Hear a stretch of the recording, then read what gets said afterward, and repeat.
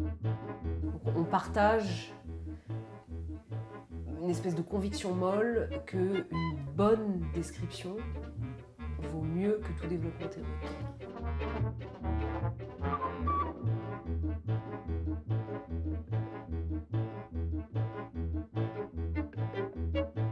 Claire, merci pour cette conversation qu'on va avoir et aussi pour l'article que tu as coécrit avec Sébastien Travadel, Aurélien Portelli et Franck Garnieri, et qui porte donc sur les archives que vous avez découvertes à Marcoule, et notamment celles issues du service de protection contre les radiations, avec ces magnifiques affiches, lots d'affiches. Et donc là, la première question que j'aurais voulu te poser, c'est comment Jacques Castan, finalement, quels sont les outils graphiques, sensibles, etc., au moyen desquels il répond à la question de figurer l'invisible, figurer la dangerosité des radioéléments. Oui, merci pour ta question. C'est vrai que, comme tu l'as souligné, avant d'abord de parler de la façon dont Castan donne à voir l'invisible, préciser que ce corpus-là est vraiment exceptionnel parce qu'il était destiné justement aux opérateurs dans l'usine. Oui. Et donc c'est un contexte qu'on connaît un petit peu justement autour de Atoms for Peace par exemple, mais là c'est bien différent parce que ça s'adresse directement à ceux qui sont presque dans les cœurs des réacteurs. Oui, quoi. oui. Au sujet de la façon dont Castan, donc c'est vrai je regarde les affiches, a représenté l'invisible, il y a plusieurs façons. Déjà définir l'invisible. Est-ce qu'il s'agit uniquement des mondes infimes au sens matériel, qui serait celui des radioéléments ? Est-ce que c'est l'invisible au sens de l'incommensurable ? Donc l'idée d'une dangerosité sur laquelle on ne peut même pas mettre de visage parce qu'on ignore en fait ce en quoi elle consiste.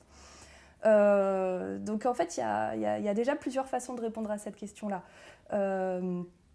Est-ce que c'est aussi rendre possible la mesure commune ? Donc il y a une affiche qui est vraiment belle, enfin elles sont toutes merveilleuses, mais notamment celle qui montre justement un empilement d'hommes et il est indiqué pas de résidus radioactifs incompactibles dans les fûts. Bon bah là typiquement, il représente l'invisible en nous faisant sentir l'effet qu'aurait la mauvaise action ou la chose justement qu'il ne conseille pas de faire. Donc typiquement là, si on compresse, l'idée d'une explosion se fait déjà ressentir. Et l'explosion est rendue visible par le disque blanc, en fait, qui est présenté en arrière-plan. Donc, en fait, une représentation avant tout émotionnelle, sensible de l'invisible. Alors, en même temps, ce que vous montrez également dans l'article, c'est quand même l'extraordinaire ambivalence. C'est-à-dire il y a un flottement de sens porté par le graphisme. Est-ce que tu peux nous en dire un mot sur ce flottement, cette ambiguïté ? Alors, un mot, j'aurais du mal parce que le sujet me passionne, mais c'est vrai qu'on est troublé en fait en voyant ces affiches. On est troublé parce que le vocabulaire n'est pas du tout celui auquel on s'attend, peut-être de façon anachronique. En tout cas, si on regarde d'autres affiches de l'époque, c'est vrai qu'il y a une inventivité graphique qui aujourd'hui est plus du tout présente. Mais outre l'inventivité graphique, ce qui est troublant, c'est la présence... alors, j'ai sous les yeux « Souvenez-vous que le danger est invisible », qui est l'affiche sur laquelle la radioactivité est représentée à l'aide de petits anges qui tiennent des plaquettes alpha, bêta, donc qui sont les symboles de radioactivité. Donc, est-ce que ce sont des anges psychopompes ? Est-ce que ce sont des anges protecteurs ? Est-ce que ce sont des anges dangereux ? Ils sont associés quand même au symbole de radiation. Donc voilà, typiquement l'ambiguïté tient à la mise en place de ce vocabulaire et qui est aussi mobilisé pour représenter l'infime, qui est quelque chose d'ambigu parce qu'on ne peut pas s'y confronter. Ou au contraire, on s'y confronte, mais à l'aveugle, comme le personnage de l'affiche.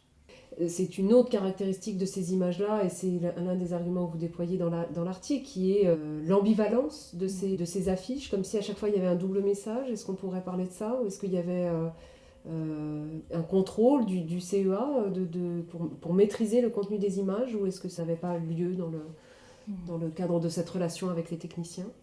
Alors, sur l'aspect institutionnel en fait, de cette commande, on a peu de choses.